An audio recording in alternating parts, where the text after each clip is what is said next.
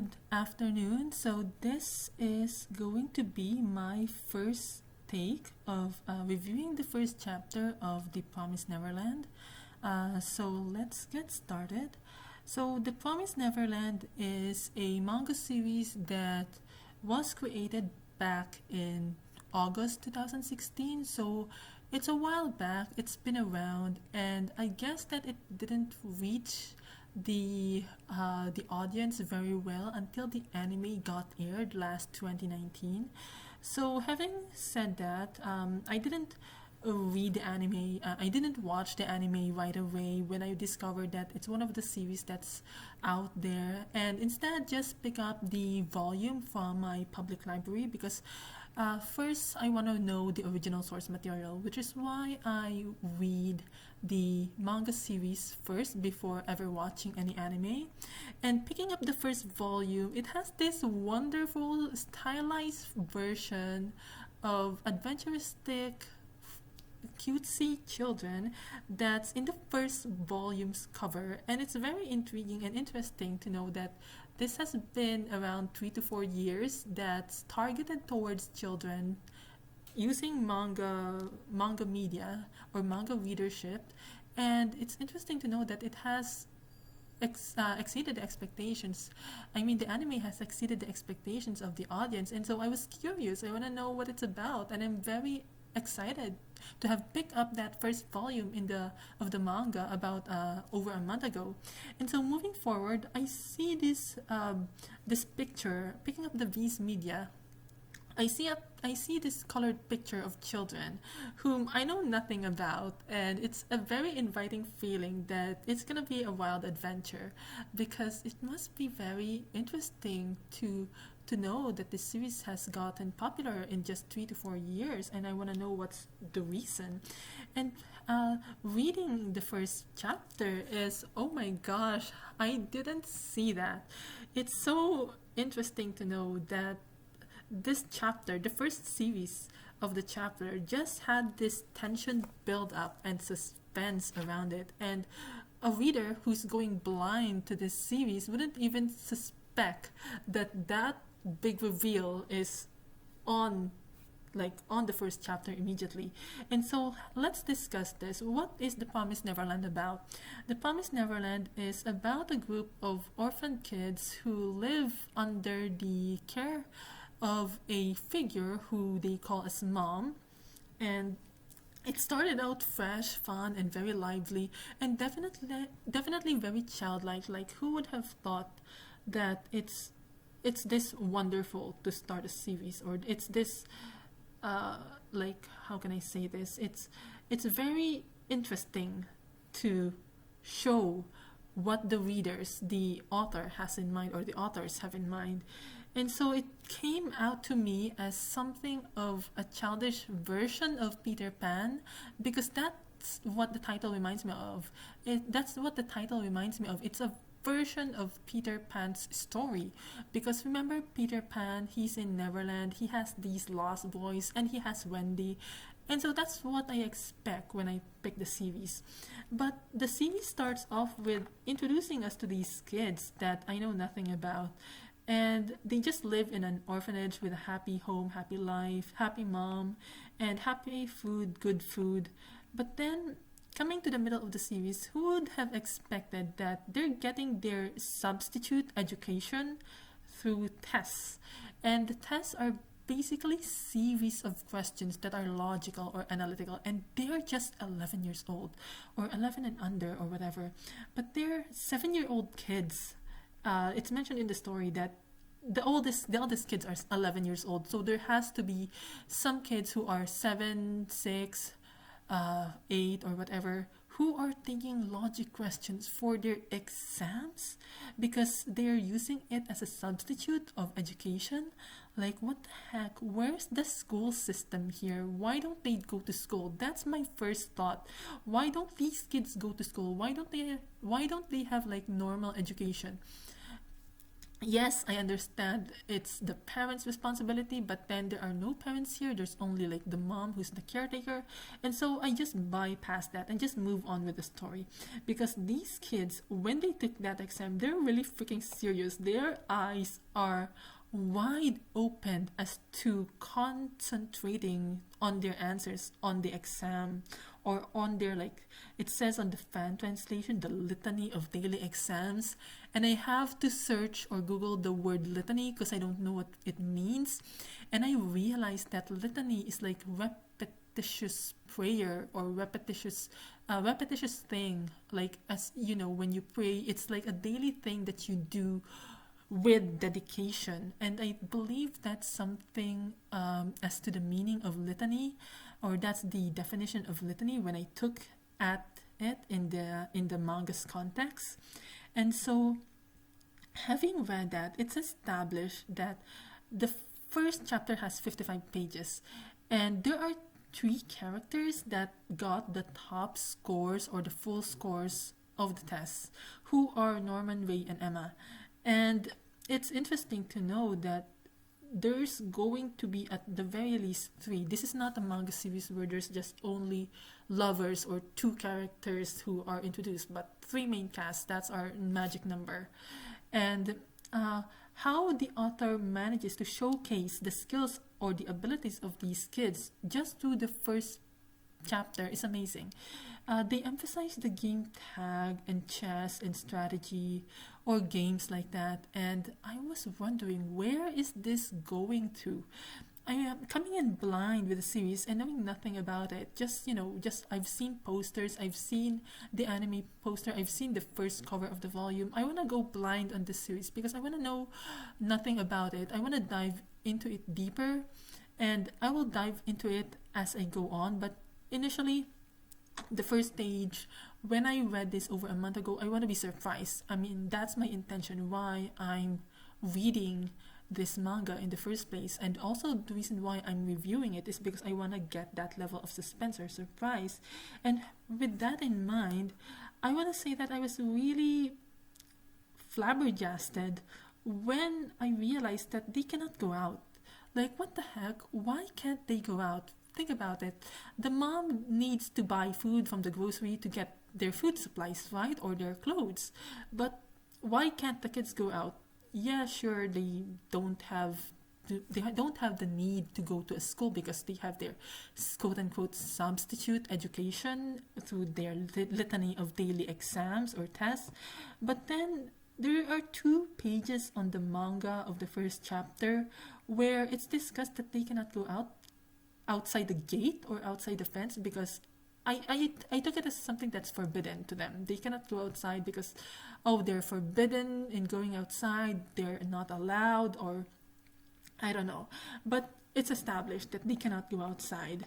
So, as you go on to read the first chapter of the manga, you realize that some of the kids never wrote letters, and which is just so sad because if you miss your friends, why wouldn't you even phone them or call them or write letters? Like, why? And it's something that's, as the reader moves on ahead, something to think about. And so I had that in mind, and it's something that I just need to keep in mind at the same time while I move on to read the pages of the manga.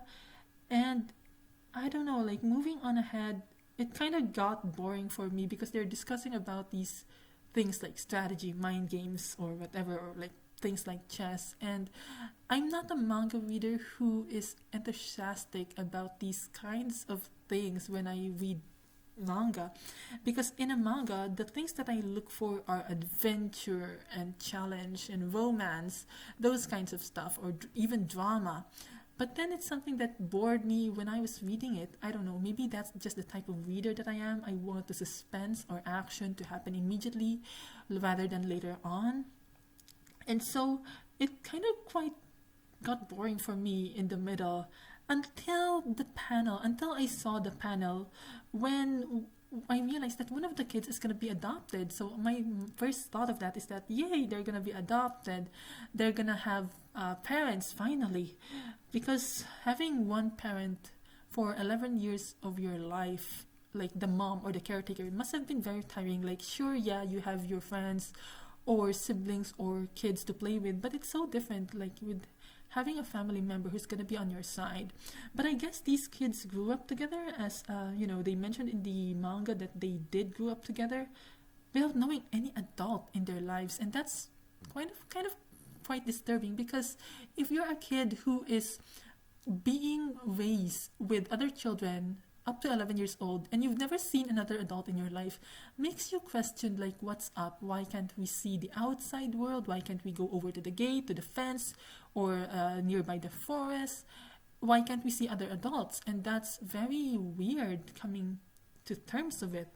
And moving on in the manga, as this as the pages progress, as I'm reading it, I realized that one of the kids, or the kid who left, who was adopted, left her bunny or doll, and Emma, I guess her name was, she's concerned.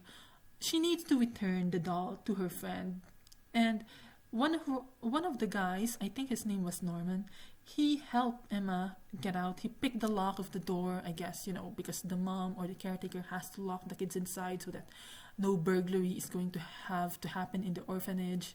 And so they rushed towards the gate. And oh, this is something that really intrigued me. I want to know what's outside. Finally, they can go outside. And it's weird because the undertone just changed from light to dark. They went outside the gate and this truck just showed up, and I mean, what the heck, why is there a truck there? That's supposed something that the foster parent uses to drive to the orphanage, and it's so weird. And then the big reveal came in that there's this disturbing scene of, like, Connie, the girl, was stabbed by, like, a flower, a plant. Like, what? Oh my goodness, like, who would have thought? Like, if I'm an adult manga reader, and the reason why I was hooked instantly by this series is because of the suspense and thrill and action that the author just painstakingly put into the pages of this manga. And it's so disturbing. Like, if an 11-year-old or a 12-year-old reads this, to which the manga series is targeted towards too, I would be very disturbed. I don't know if I have the capacity to read as something as disturbing as this if I'm an 11-year-old or a 12-year-old, because I don't want to see gory stuff. That's my mind take. If I live in a normal life, normal household, happy family life, happy home, and I would be reading a comic book series about death and disturbing graphic pages or disturbing graphic images, I would put it away. But since I'm already an adult manga reader, I can't help but think that this is something that's very unique, something that I've never seen before. Like, sure, this manga has been around 3 to 4 years now, maybe 3.5 the least. But it's very exciting and thrilling to know what's going to happen next. And as I was reading the Viz Media copy that I borrowed from the library, oh my gosh, like, I cannot believe how monstrous, how deformed the monsters are in this chapter. Bulging eyes, long nails, something that I've never seen before. Like, in the fan translation, it just says the inner monologue was just what.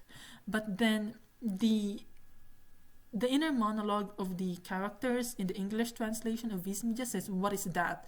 That's my first take when I saw that horrific picture of that monster or that demon or whatever in the later pages of the manga. It's very disturbing, and it's not something that you expected, because I was just reading swoopily through it. I want to know what's happening, and I didn't realize that that girl, that Connie, was put into something like a tank with water in it, like some sort of a container. Like, she's already dead, leave her alone, just bury her. But no, you didn't stop there. You put her body in a tank, in a container. Like, what are you gonna do with her? Oh my gosh, that's so inhumane. And then one of the big reveals came in that one of their caretakers, or their caretaker alone, is assisting the demons or the monsters into feeding or giving Connie or into killing the little girl Connie. And it's, if that's not disturbing enough, I don't know what is. And so that's the reason why I was instantly hooked in this chapter. Like, oh my gosh, if I was one of the kids like Emma or Norman, I would be frustrated, I would wail, I would cry to the max. Like, I wouldn't even know how to think straight if I was in her position. And I guess that's the reason why I'm doing this manga review or chapter review of the manga series, is because I fell in love, not instantly on the series, but as time goes by and I read ahead, I realized I want to know deeper. I want to know the deeper context of this series, how it encapsulated or encaptured my heart. Like, that's the reason why I'm doing this manga review, because I want to know, I want to make sure that it can be at least a part of my life. And that's why I'm rereading the fan translation of the manga again, or I'm reading the manga again, even though it's just a fan translation. I really prefer, if I can buy one, I would prefer to buy a hard copy because of the images and the side stories that come with it. But nevertheless, I love the beginning chapter of this series. It's intriguing, it's horrific, and there's even this pig pen that's shown in the one of the panels. And so it really reminded me of how pigs or farm animals are being treated. Like, they're being raised for slaughter, and I believe my first impression of that, these kids are being raised for slaughter, and that's something that no one expected in a manga series like this. I really would appreciate it if you can recommend me other stories that are suspenseful or thrilling enough to know that it has this kind of suspense or thrilling action to it. I really would recommend if you are able to, but then for now I'm just gonna stick with the Promised Neverland. It's exciting, it's thrilling. The way that Emma holds Norman, that guy, with bulging eyes, with frightened eyes, in fear. They cannot think straight, they don't know what to do, and they're talking about running away. Like, how? I cannot, for the life of me, I wouldn't know how to do it. How would they even run away? It seems impossible. They have a mother or a caretaker who's also their, like, the person who's going to kill them eventually by giving them to the demons. And it's something that's very disturbing. I wouldn't even be able to smile like that boy Norman there, because he seems kind, he seems intelligent. They all do both seem intelligent, and it's just disturbing to know. After reading the first chapter, I wouldn't even know how the series would progress, because the last panel is the reveal of the year 2045. So it's something that definitely took in the future, or that definitely takes place in the future. But if it's something that's futuristic or post-apocalyptic, I don't know if a young reader, like an 11 or 12-year-old kid, would be able to read as something as gory as this. But it's encapsulating enough, or it's thrilling enough, that an adult reader like me would like to read on. And that's the reason why I'm hooked in the series. I would recommend it if you're 16 years old and above, because that's like what Viz Media had on their rating on the hard copy. And so that's my take of the Promised Neverland Chapter 1. Let me know what you think. If I'm talking too fast enough on my manga review, please let me know. I will try to slow down. I told myself that I would keep this to a minimum, but then it's already been 18 minutes. And so with that, I thank you for your time, and let me know what you think about the Promised Neverland when you first read it. What's your first impression? What's your take on it? Did it disturb you like it did me? Did you continue reading it, or did you drop it? So that would be a very interesting thing to know. Thank you very much, and have a great day. Bye.